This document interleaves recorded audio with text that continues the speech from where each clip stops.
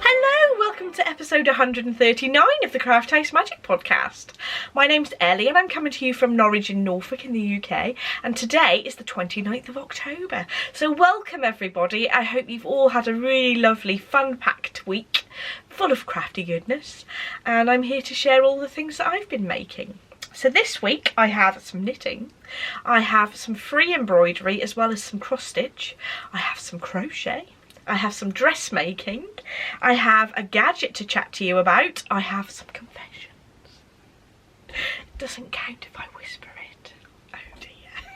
There's only a few, I've been good. I say this, it's not, is it? I don't need any more fabric and I've blatantly bought fabric, haven't I? Anyway, the last section will be the shop update, and that'll be what's going in the shop this Friday, the 30th of October at 7 PM GMT, but I will chat about that at the very end of the podcast, so if you don't want to listen to it, you can just stop watching. Anyway, you can find me on Instagram, Ravelry and Facebook as Craft House Magic, and I have my own website, crafthousemagik.co.uk, where you can find my hand-dyed yarns, handmade project bags, stitch markers, higher knitting needles and clover crochet hooks. Stay till the end if you want to hear more about that, as well as bag making supplies such as fabrics, wadding and zips, etc. Anyway, I will stop trying to shamelessly self-promote myself. So we have two Makalongs going on at the moment, both in the Ravelry group, and you can use the hashtags that I'm going to pop up on the screen in a moment. So we have the Craft House Magic Gift Along 2020, which use the hashtag CHM Gift Along 2020, and like I said, that's both in the Ravelry group, but you can also use the hashtag on Instagram, and that's basically making all the gifts for people. It can be a gift for Christmas, it can be a gift for birthdays, or anything where, to be honest, if you're just giving a gift just for the sake of giving a gift, that's lovely, isn't it? Just making things to make someone smile, and also give things to yourself as well. I don't see why you can't. So that's the gift along going on, and we've also got the Autumn Makes Craft along, which is going till the halfway through November, so November the 15th. You've got until then to pop in all the things that you're making that have sort of an autumnal theme. So if you can think of a link of how your project links to autumn in any way, come and pop over and show us what you're making, and chat away with the group. It's a really nice community over there, so I do encourage you to join and use the hashtags on Instagram as well if you don't get on with Ravelry. So let's get on with the knitting, shall we? So first of all, I have my Way Through the Woods mittens to show you, and I've got quite a way into my second mitten, and you can see the deer has worked up just there with a couple of trees on that side. You can see the Latvian braid, and actually I'm halfway through the Latvian braids just on the front there, and then on the back is some lovely trees, and you can see the Latvian braid all the way around the bottom. And this is the one that I've already completed. I absolutely love these. Now, I'm not a very mitten person, but I think that this pattern is just so gorgeous. This little house, and the lovely little animals dotted around the gloves. I just had to make them. I should say what the pattern is. It's the Way Through the Woods mittens by Erica Mount, and so the pattern states 2.5mm needles, but I do knit tightly, and also I think when I do colour work I knit even tighter for some reason, so I ended up trying to go to 3mm needles. It was then too big, so I've cast on 2.75mm, so that was perfect Goldilocks area for me.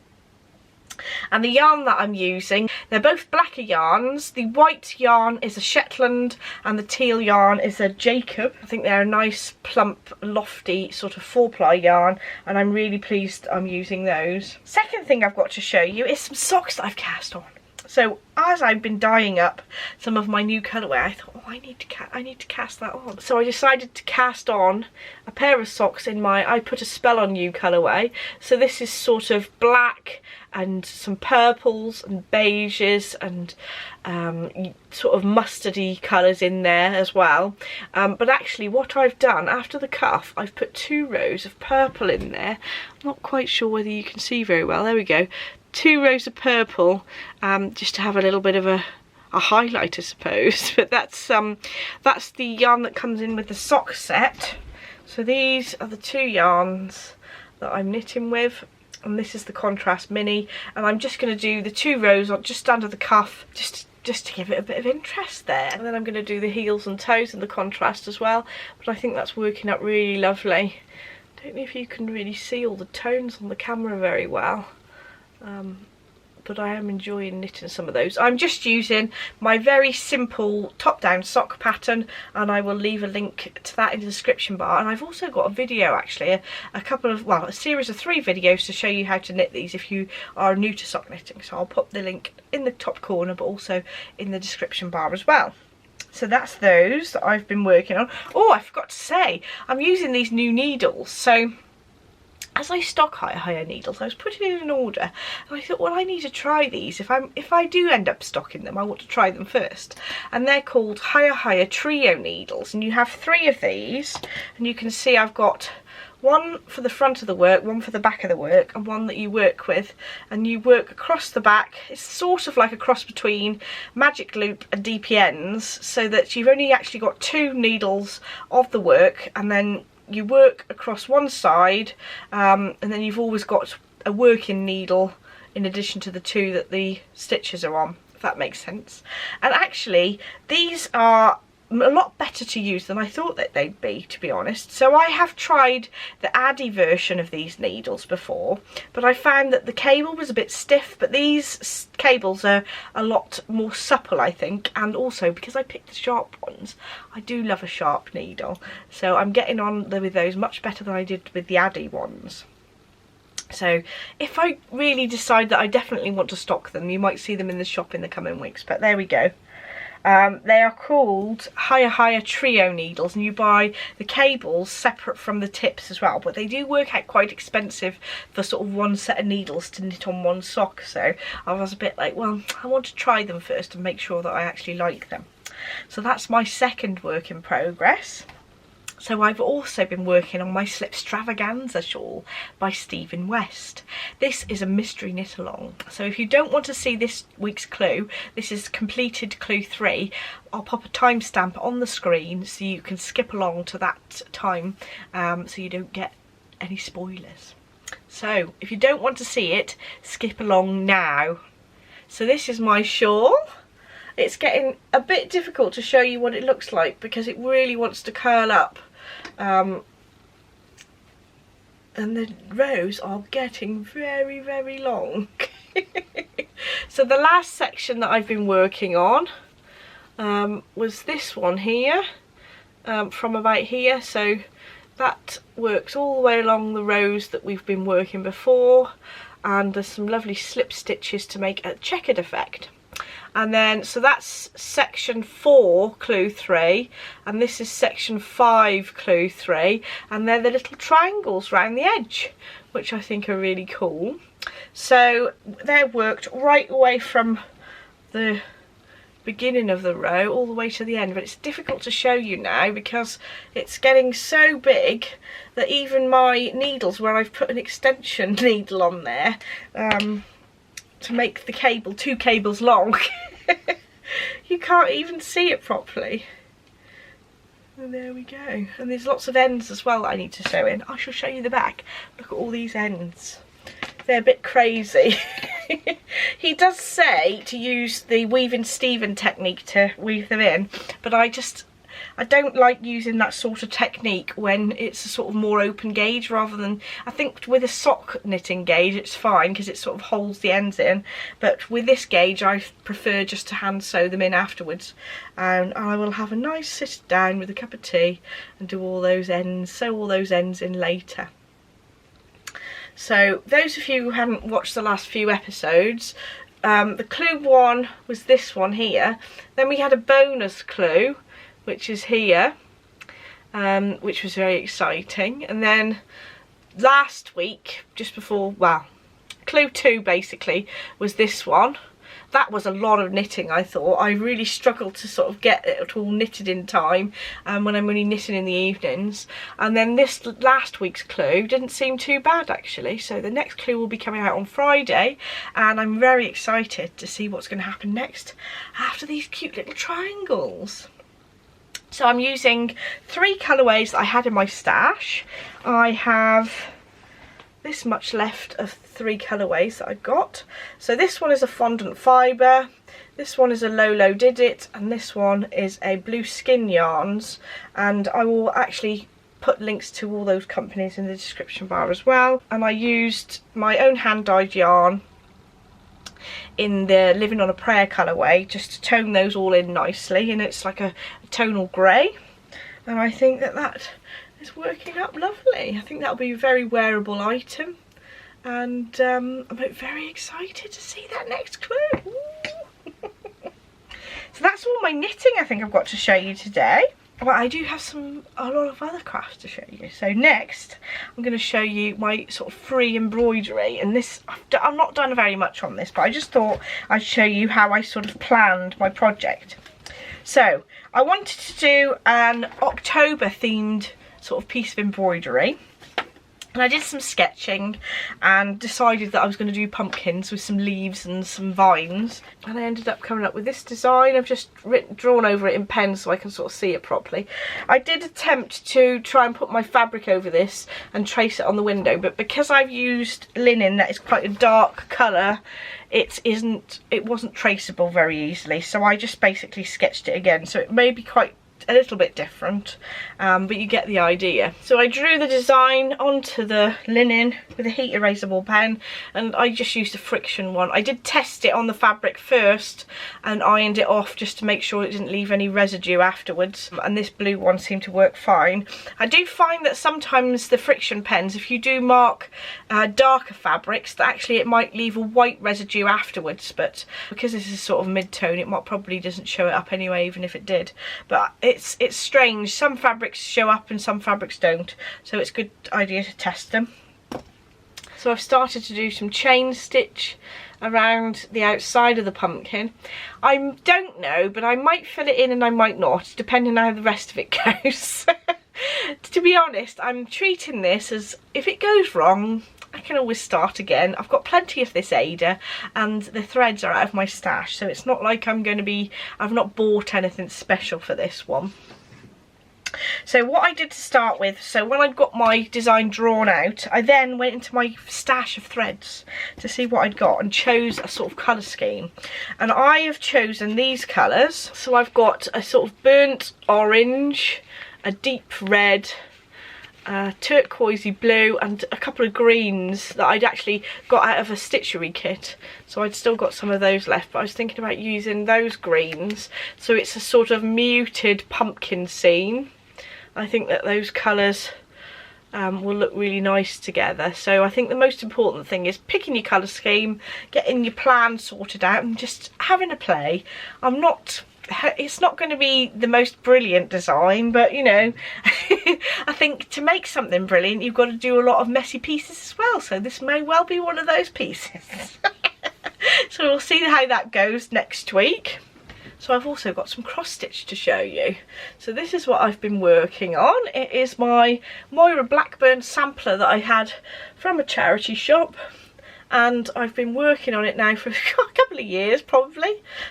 Oh gosh, I can't believe this time's gone so quickly. But I have completed a little bit more of the border at the bottom. Let's get a bit of a close-up of what I've been working on.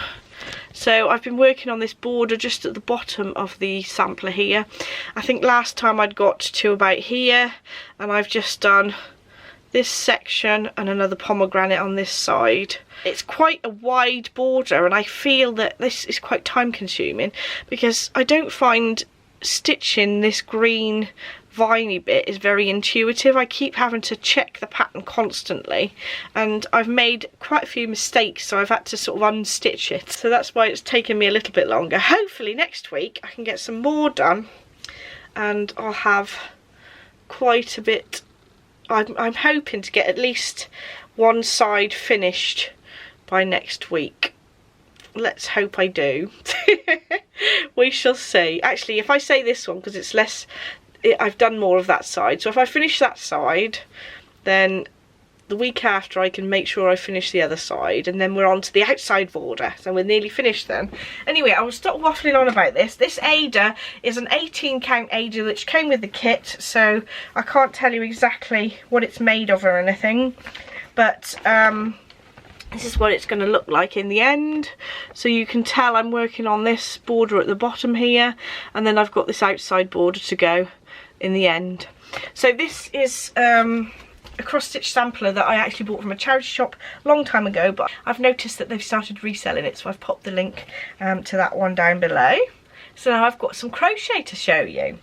So I decided that I wanted to make some sort of autumnal decorations for the house, and I was checking on Ravelry what patterns that I'd got in my favourites, and I remembered that my lovely friend Tracy, who always comments over in the Ravelry group, she had made this gorgeous bunting with leaves and different autumnal things out of a combination of 2 patterns on there. So I saved those 2 patterns, so thank you very much Tracy for the inspiration. She had picked this pattern, which is for a leaf, a fall leaf, and I really like how it's curling up because it just looks more leaf-like, I think. So this little leaf, the pattern is called Fall Leaves, and it's by Michelle at the Painted Hinge, and isn't that cute?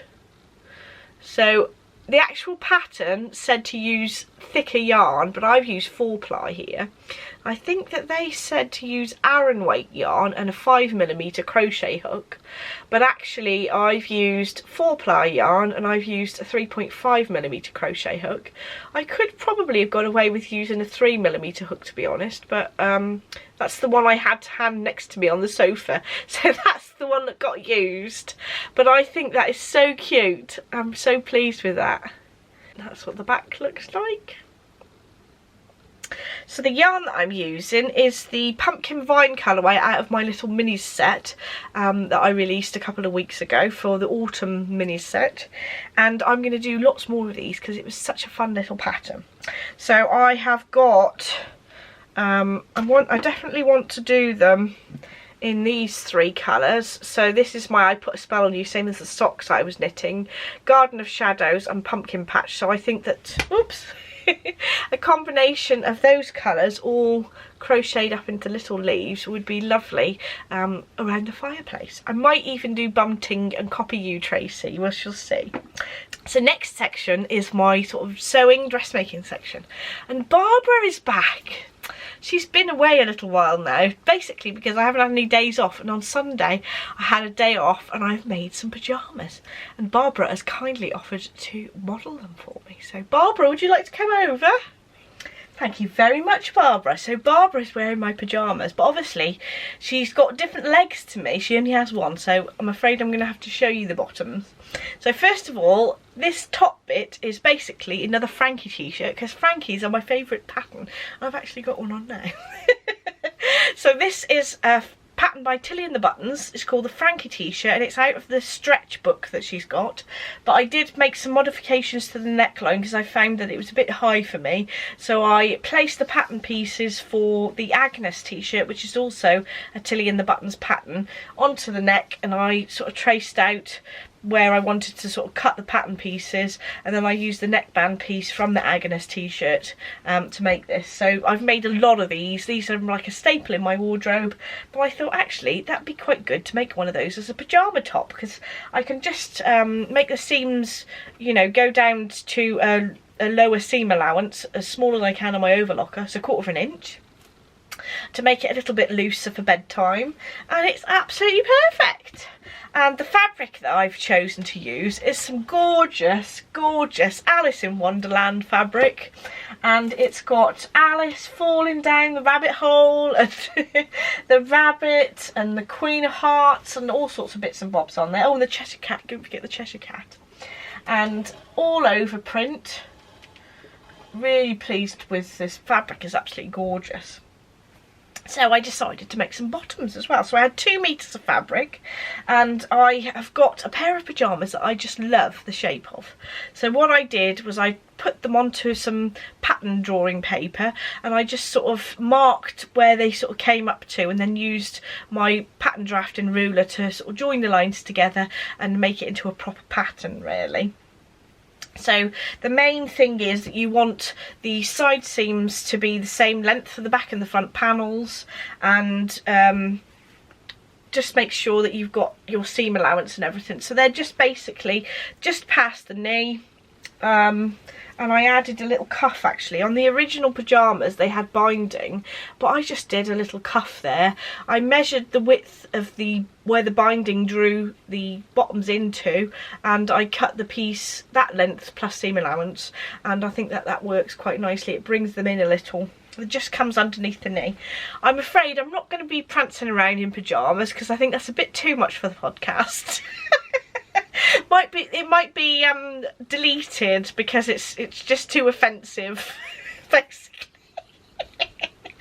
Oh dear. Anyway, so I used the same fabric for the bottoms, but actually I don't know if that's a bit much to wear all together. So I've made a purchase which I'll chat to you about in a little minute. But I'm just going to talk about the construction a little bit more. So the fabric itself has got quite a white back on it, and so I used white overlock thread because I thought that would sort of blend in nicely with it. And I just used the elastic that I'd already got in my stash. I basically overlocked some 1 centimetre elastic to round the top edge of the bottoms, and then I folded it down and used my cover stitch to stitch over the top there to make it a nice neat edge. I could probably have done with using a slightly wider elastic, but that's the one that I had in my stash, so that's it works well enough, so that's good. And I've tried them on and I just love the fit. They're brilliant. I'm so glad I copied those pyjama bottoms because they've nearly had it. I'm not showing you them because they're nearly threadbare. I've worn them that much. The fabric has gone really thin, so I thought I'd better copy them quickly before they do actually fall apart, and then I won't be able to copy them. So that's my pyjamas, and I'm actually going to show you one of my confessions now so that I can show you how well it goes together.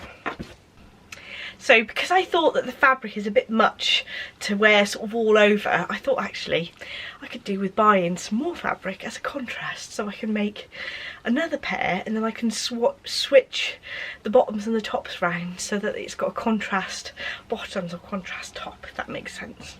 So I went over to Minerva Crafts and they have got a whole load of solid fabrics from Art Gallery fabrics, which I know are really good quality, and I thought that would go nicely with it. So I picked out this sort of greeny colour here, and I think that goes quite nicely. And I'll be making a pair of bottoms with this, and I'll do the contrast cuffs at the bottom in this fabric to go with this top, and then I can make a top in this with a little pocket, I reckon, with the contrast fabric on. And I just think that will look really lovely and more professional, I think, than just having all the fabric all the same, you know, if that makes sense. Art Gallery fabric is quite expensive though, so this was £23 a metre, I think, but I just thought, oh well, I'll treat myself. And it's so lovely and soft and really nice quality, so I know at least that it'll be an item that I can make and I can wear it again and again and again. And now I know that this pattern fits really nicely, I'm really confident that it'll be something that I'll wear a lot and it'll be worth the money. This is what I'm telling myself anyway.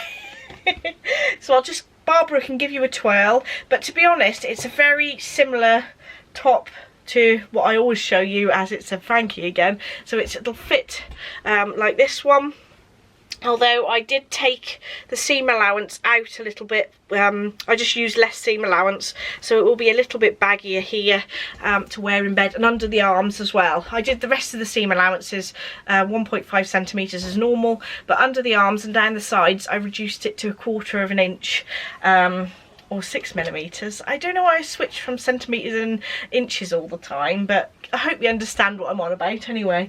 But I'm so pleased with these. I haven't done any dressmaking for ages, and it was just a really nice treat to make something that's nice and cosy and something I'll wear loads and loads and loads. Thank you, Barbara. So I forgot to say that the fabrics that I'm using are a cotton elastane jersey, just because they're nice, a little bit of stretch, very, very comfortable. And I will leave links to the fabrics that the fabric I've purchased and the Alice in Wonderland fabric in the description bar down below. So I have my gadget to talk to you about next. So I've promised you a couple of weeks ago that I'd compare my two head magnifier thingies and tell you how I got on with them. So I've had this must be at least 7 years maybe. I can't remember. I've had this quite a long time. It's from Rolson, and you basically adjust it at the back with a plastic thing. You push it in and it just clicks to whatever size you want, and adjust it there. And it's got 2 screws at the sides where you can lift it up a bit, and the magnifying glass, you can adjust it to the right position so that if you've got something right in front of you, it magnifies it nicely, so save your eyes. So the thing that was annoying me with this one is that sometimes, because it's a very rigid strap around the back of my head, sometimes I get a headache when wearing it. So I thought, well, it's quite good and I'm getting on with it okay, but I'm just going to try this other one. So I saw this advertised on Instagram, I think, this one. And actually I went along and had a look on Amazon, and there was one cheaper. So this was £10 with the actual lenses. There was 4 of them to choose from, but I've just gone ahead and just used the most magnifying one, which is 3.5 times, which is the same magnification as this one that I'm using, and that came with several lenses as well, and I've just used the highest one in those. And this is how it looks. So this one actually has the option of using an elastic band around the head or like a pair of glasses, which I think is really handy to pop on, and it fits over the top of my glasses fine. When you put them on, I was a bit confused to start with, but you need to put these nose pieces right really close to your head, and actually I've got my glasses in front of it and that fits nicely. I look really ridiculous. Actually slightly less ridiculous than this one, I think, so that's a positive point for this one. One thing I noticed, that the lens on this one is slightly smaller, but it didn't really bother me actually. But if you're looking for one that has got a bigger lens, this one is slightly bigger. The other thing I noticed, whoops, I've pulled my glasses off at the same time, that's the trouble with that. Oh, look at the state of me. That's the trouble with this one, is that when you take them off, you can sometimes knock your glasses off if you're not paying attention, like I wasn't. I did find that when I put batteries in to use the light on this, which is quite a good light actually, that because of the weight of the extra batteries, the weight on my nose is a little bit, it gets a bit sore after about half an hour. So I actually just took the batteries out. The batteries go in this back panel here. I can just get it out to show you. Yeah, the batteries are AAA batteries that go in the back there, and there's 3 AAA batteries. Just put an extra weight on my nose, which it just wasn't as comfortable.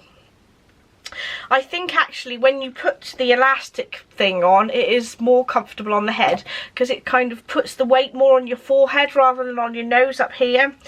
But without the batteries, I found it fine to use for about an hour. So personally, I think it's relatively comfortable as long as I don't have the batteries in it. So the other thing is with these glasses, when you want to sort of stop, you sort of lift them out of the way like this, but it sort of removes it out of the optimum position of magnification, if that makes sense. So you have to readjust it each time. Whereas with this one, actually when you pop it on your head, it sort of lifts the whole thing, which is handy. But again, I do get a bit of a headache from wearing this one, which I didn't get with this one, which was good. The other thing which is a bit annoying with this Rolson one is that as you sort of keep lifting it and putting it up and down, these screws become loose and you have to tighten them, otherwise it then goes like this.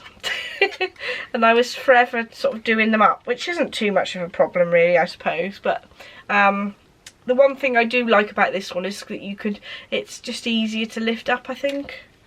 So there are good points and bad points about them, but I do actually, I think that this looks slightly snazzier, so that's another good point as well. Snazzy, where did I get that from? Oh dear. But I do think that for me, overall, I'll probably use this one more because I find it easier to put on and off at the end of the day. But hopefully those points that I noticed help you choose if you want to buy one of these, which one you want to choose anyway. They're both about £10 on Amazon, and I will leave links to them both in the description bar. They both seem quite sturdy, and I'm definitely going to use both of them, to be honest. I'll put one of them by my cross stitch downstairs and then have one up here in case I get to the point where I need to see something really close up in another project, so I don't always have to trek downstairs to go and get this one.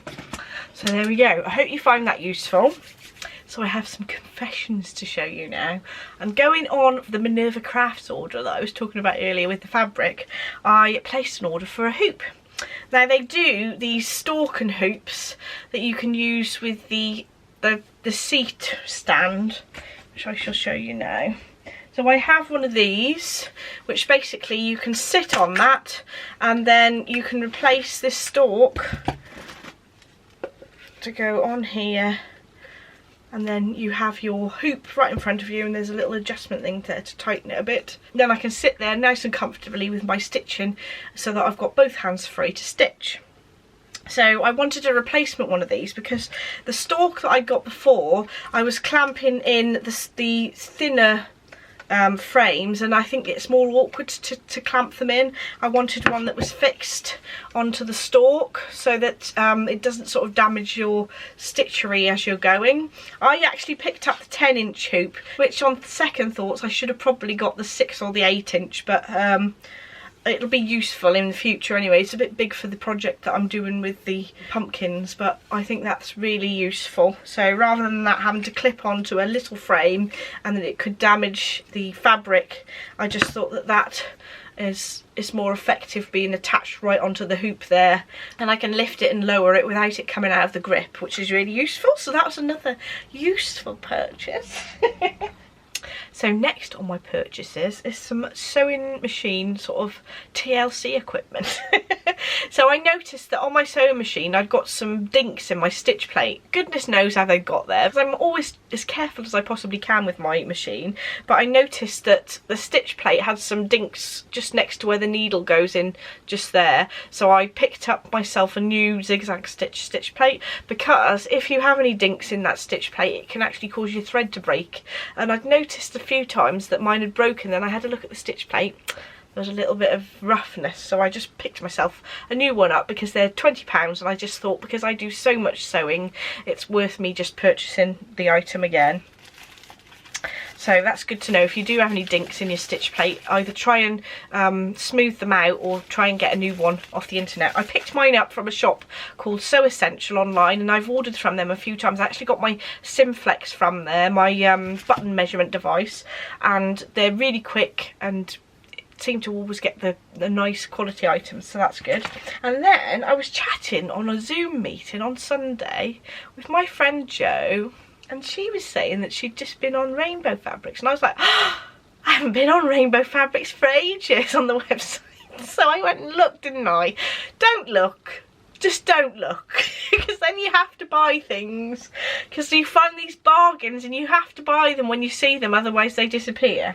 And I was just like, oh my gosh, I need this, I need it. Oh, look at it, so summery. Not this season at all, but I just, oh, look at it. They only had a metre as well, so I don't really know what I'm going to do with it. But I'm going to see if I can get a little sort of short sleeve blouse out of it. Good news, I was looking on my emails the other day, and the Closet Core Patterns have released the Carly shirt in big sizes up to a size 30, so I'm so excited. I almost purchased the pattern a few weeks ago in the smaller sizes. I think they used to go up to a size 20, and now they go up to size 30. I don't have to size up, I can just use the sizes there. I think that's absolutely brilliant. So I will be purchasing the Carly shirt pattern from Closet Core Patterns, and I'm going to see, maybe I can get a short version of the shirt out of this piece of 1 metre. We shall see. I'll give it a wash and see if it shrinks first though, but I just love the coral with the green and the black. I just love it. Absolutely love it. I've been watching Sian from Kittenish Behaviour, and she always loves a sort of leaf print, so that's she's converted me to a leaf print lover. And because I was on the website, I thought, well, might as well buy something else. And then I saw this. It is hearts, but it looks a little bit like leopard print. I showed Adam and he said, oh, he said, I like it. I don't care if you don't like it. So this is a jersey fabric that I picked up from Rainbow Fabrics, and I actually picked up enough to do the Georgie dress, which is a wrap dress, I think it's a wrap dress. Anyway, it wraps over the top anyway from Sew Over It, and I think that will be really pretty, sort of like a wintry version of it. This is a viscose jersey, so I'm hoping that with the right underwear, i.e. very big pants to pull my tummy in, that this very drapey fabric will be alright as a dress. I'm sure it'll be fine. And then I saw this sort of, is it cheetah print? And I thought maybe a t-shirt, or I don't know whether I can sort of get away with that as a t-shirt or not, or maybe I can make myself some knickers out of it. And I know that sounds like, ooh, sexy knickers, but I don't mean sexy knickers, I mean big comfy knickers with a nice print, because that's what I'm all about. So that's a metre of that, and that's a viscose jersey as well. That's a nice drapey one. So that's those. Look, I didn't go up to £40 this time to get the free postage. It was about £29 for those 3 fabrics, so I think that's a bargain really, because there's enough for a dress with the red and black. So yes, absolute bargain. And they're all dead stock fabrics, so I feel like I'm being good to the environment by buying stock that would have been sort of just left over. This is what I'm telling myself. Oh dear. So that's all the naughty confessions I've got to show you, but I do have some information on my shop update now, if you want to stick around for that. So the shop update is tomorrow, the 30th of October at 7 PM GMT. I have new crochet hooks. So these are my favourite crochet hooks that I like to use, because they've got a nice rubber grip and I find them more ergonomic to use for long periods. I mean, if you're only going to be doing a small amount of crochet, the cheaper ones are fine. I just find that these are my favourites, and I've got some sets where you've got the sizes from a size 2 to a size 6mm hook, so that you know that you're all set for all the projects that you could possibly do. So I'll be selling those in the shop as a full set, and you can see those really lovely bright colours in all the different sizes. I love that teal look. And this is what they look like. I'll also sell them individually, and you'll be able to get hold of them if you just want one size, and they'll come in a package like this. So I also have 2 new Christmas colourways going in the shop. So first of all, this is All I Want for Christmas Is You, and I've just paired it as a sock set, so it'll be a nice delicate sock. Of course, you can knit this in other things, as you can use it for a garment if you wanted to, or whatever you like. It won't pull this because it's just splatters of colour. So that's the first one. All I Want for Christmas Is You. I love that song. And another favourite of mine for Christmas songs is Santa Baby. And that is like a cherry red. This is actually coming out a bit more red than it is. It's a bit more pink than it is on screen. But that's Santa Baby, and it's got sort of this deep pinky red colour with some different sort of turquoisey blues. And you can purchase it as a sock set. You could use this for other things as well, but I did design it as a sock set initially. So that's the 2 yarns that I've got for you. And I have 3 new fabrics for the shop, but I've also made bag sets and all the accessories for each of these. So this first one has got a gorgeous snowy scene with these gorgeous sort of Christmassy trimmed houses and different buildings with the beautiful trees in between when it's snowing as well. I thought that was just absolutely gorgeous. So this will be available as a medium size, a small size and a large size project bag, and you can have it as a drawstring, but also you can choose zipped if you want to as well. So the drawstring would close like that, but the zip would just have a zip over the top. But that one is lined with a cream lining. The next one is this Christmas biscuit fabric. I just love this.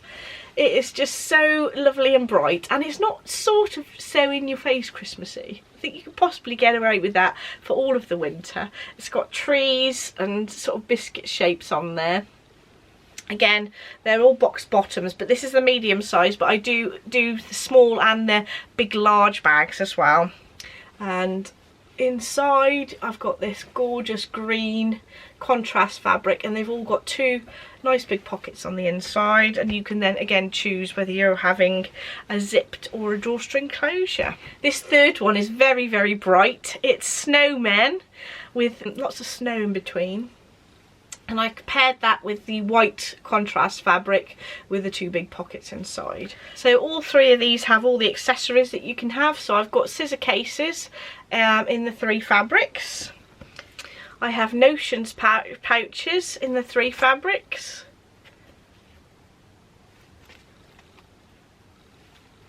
I have the circular needle cases, and I will leave a link up the top here to show you how to use those. But you basically pop your needle in the end here and then roll it up and use the elastic and the button to secure it closed. But it's matching fabrics as well. And then of course we've got the DPN cases. So you can purchase these three fabrics by the ½ metre, as well as a number of other Christmassy fabrics and loads of other fabrics that I've got in my shop already, if you want to make something yourself with it. So it can be a Christmas decoration or a bag or anything else. I have got my eye on some of these fabrics to maybe make a Christmas dress with. That'll be very exciting. Or a skirt. I might not be quite so extravagant. We shall see. So I've also got a couple of other things to show you that are going in the shop. So I also have these little swallow stitch markers, or you can choose progress keepers as well. So I've also made up some little progress keepers with F and B on, so that can denote front and back of your work, so you know which is the right side and which is the wrong side, which can be very useful when you're doing some garter stitch work. These are large lobster clasps, but you can choose the lever back clasps as well, but I just thought that they're really useful. Normally in a pattern it'd say the right and the wrong side of the work, but I don't like the R and the W, so I thought the F and the B are easy to interpret very quickly.